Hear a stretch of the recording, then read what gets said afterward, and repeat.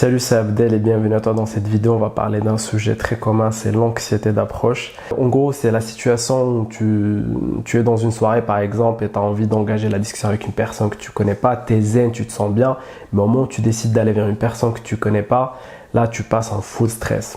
Donc au lieu de parler de comment gérer l'anxiété d'approche, il faut que tu comprennes un peu ce que c'est et d'avoir plus de clarté sur ce sujet et tu verras que ça va t'aider directement. En gros, si on veut simplifier pourquoi on a ce sentiment de manque d'aisance, d'anxiété, de stress en allant vers les autres personnes, en gros il y a deux grandes parties. La première c'est tes pensées et tes émotions, donc ça c'est numéro 1. La partie 2 on va la voir plus tard mais qui est très liée à ça aussi. Donc là, reste focus sur la partie pensée, émotion. En gros, quand tu te vois aller vers une personne, tu commences à avoir des pensées, ok, si j'y vais, elle va me rejeter, si elle me rejette, du coup, etc. Et tu commences du coup à rentrer dans des boucles négatives de pensée. Les pensées et les émotions sont très liées parce qu'on peut simplifier en disant qu'une émotion comme la peur, c'est la traduction de la pensée dans le corps. Donc, en fait, tu vas avoir deux scénarios en gros. Soit tu vas avoir un mélange de pensées. Par exemple, ok, si elle me rejette, en plus elle me rejette devant mon collègue, du coup, mon respect au boulot, ça va être touché, etc., mon image, etc. Ou par exemple, tu dis, ok, mais il y a la fille qui m'avait rejeté dans la soirée d'avant, si elle me rejette devant elle, je serai ridiculisé, etc. En fait, sans te rendre compte, tu rentres dans des boucles de pensée que, en fait, justement, tu te dis, ok, en fait, il suffit juste d'aller dire salut, mais derrière, l'émotion, elle est très élevée. Ça veut dire, en fait, tu ne te rends pas compte de tout ce mélange que tu vas avoir. Tu as un réservoir on va dire, d'expériences négatives, de peur, d'attachement qui va remonter un peu sur la surface sans que tu te rendes compte. Parce qu'au final, comme je l'ai dit, la situation elle est simple, c'est juste de dire salut. Mais tu peux te dire, ok, même au pire, je vais me faire juste rejeter. Mais derrière, ton émotion, ta réaction émotionnelle est très élevée. C'est parce que à ce moment-là, il y a beaucoup de peur et d'émotions qui vont remonter à la surface. Consciemment, mais surtout des fois inconsciemment. Je pense que tu as déjà vu la figure conscient, subconscient. En gros, tu as toute la partie qui est dans le subconscient qui va remonter par rapport à ce genre de situation. Donc, comme je l'ai dit, tu as ce côté, tu vas avoir ce mélange de pensées. Si elle me rejette, en plus devant mon pote, etc. En plus, je suis en voyage, j'ai envie de passer un bon voyage, etc. etc. Donc, tu as ce côté mélange de petites pensées qui peut trigger, c'est-à-dire enclencher beaucoup de pensées négatives. Mais aussi, des fois, tu as des associations sans que tu te rendes compte. En gros, au fond de toi, tu as des peurs qui sont profondes. Le regard des autres, la peur d'être seul, de ne pas avoir une copine, par exemple, etc. etc. Le fait de rester célibataire longtemps, par exemple. Donc, tu as ces pensées qui vont aller trigger les peurs qui sont au fond. C'est pour ça que toi, tu as une pensée simple, mais derrière, l'émotion, elle est élevée. C'est que tu fais des associations sans que tu te rendes compte. Ok, si elle me rejette, c'est comme l'autre interaction. Ok, du coup, je vais rester encore célibataire. Encore, du coup, je vais m'ennuyer, etc., etc. Et du coup, tu fais des associations qui sont compliquées. Et au final, c'est une situation qui est simple. Mais aussi, tu peux avoir de la culpabilité. J'aurais dû lui dire salut plus tôt dans la soirée. Là, elle a vu que je l'ai regardé, etc., etc. Et là, tu rentres dans une boucle de mélange de pensées et d'émotions.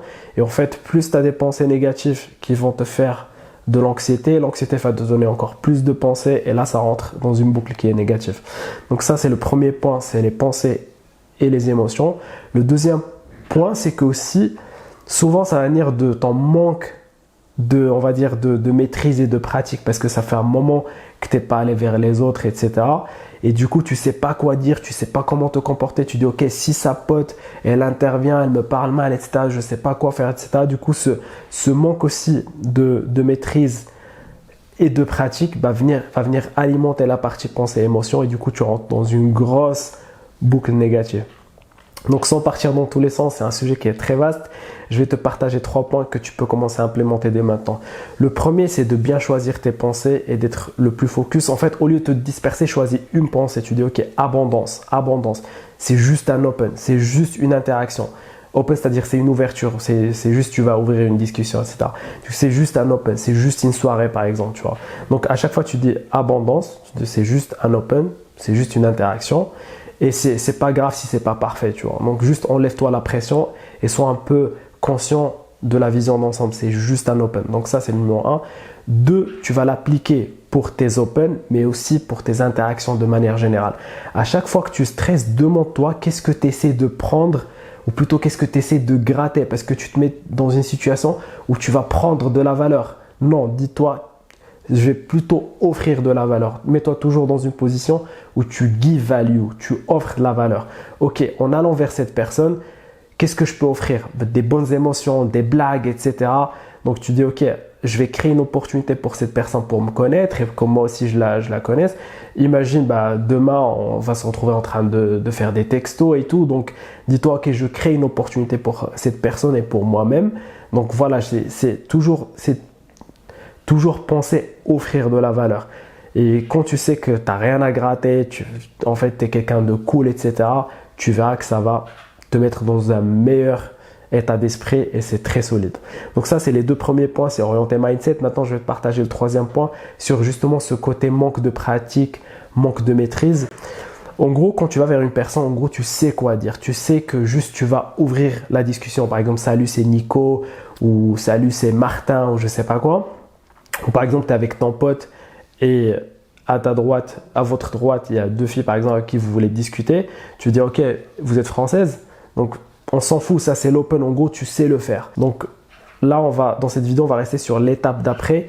Ce que tu peux faire, c'est se dire, ok, une fois que j'ai open, ce que je peux faire, c'est une lecture à froid. Je vais deviner quelque chose par exemple. Tu dis, ok, tu as l'air d'être en marketing, tu vois. Là, va te dire, non, je ne suis pas en marketing par exemple, je suis en finance. Ou comment tu sais que je suis en marketing, etc. Comment tu arrives à le deviner par exemple. Donc là, ça va ouvrir une discussion. Et là, ça va dépendre bien sûr de son investissement. Peut-être elle va te dire, et toi, tu fais quoi? Ou par exemple, te dit, non, moi je fais de la finance. Tu dis, ah ok, c'est cool, moi je fais aussi de la finance, j'ai fait HEC Paris. Et du coup, imagine, tu as fait HEC Paris ou tu as fait le SCP Europe ou tu as fait une bonne école de commerce. Ou même Dauphine ou je sais pas quoi, et là tu communiques un truc très positif sur toi, très cool. Donc essaie toujours de communiquer un truc bien sur toi dès le début de la discussion et tu vas rapidement passer du mec lambda à quelqu'un de cool et du coup tu commences à rentrer dans une boucle qui est positive. Maintenant on arrive au bout de cette vidéo et du coup pour conclure, si tu prends les 3 points que je viens de te partager, tu commences à les appliquer, tu verras qu'il y aura une vraie différence. Mais si tu ne fais que ça va devenir que des tactiques et du coup tes pensées et tes émotions vont prendre le dessus. C'est pour ça que le point de départ, c'est d'aller adresser tes pensées et tes émotions, mais aussi ta compréhension des codes relationnels. Et au lieu de rentrer dans des boucles négatives, tu vas rentrer dans des boucles qui sont positives, qui sont solides. C'est-à-dire qu'en ayant les bonnes pensées, les bonnes émotions, tu vas avoir des mindsets qui sont solides. Donc tu vas avoir plus confiance en toi et du coup, tu vas avoir confiance quand tu vas être dans les discussions, mais aussi comme tu sais comment te comporter, tu as une bonne compréhension des codes relationnels, ça va te donner encore plus confiance en toi. Et du coup, comme tu as encore plus confiance en toi, du coup, tu vas être plus à l'aise de comment tu discutes, comment tu te comportes, etc. Et du coup, tu rentres dans une boucle qui est positive. Mais il y a un point aussi qui est super important, justement, c'est un point de mindset qui est important pour tes pensées et tes émotions, c'est toujours garder la vision d'ensemble. C'est juste un open, c'est juste un échange, c'est juste une interaction, c'est juste une soirée. Par exemple, tu es en voyage, tu commences à te mettre la pression, mais c'est juste un voyage. Et plus tu arrives à t'enlever la pression et tu comprends tes émotions et tes pensées, plus tu vas t'amuser. Donc j'espère que tu as apprécié cette vidéo. Si c'est le cas, n'hésite pas à liker, commenter, voire t'abonner. Et moi je te dis à très bientôt.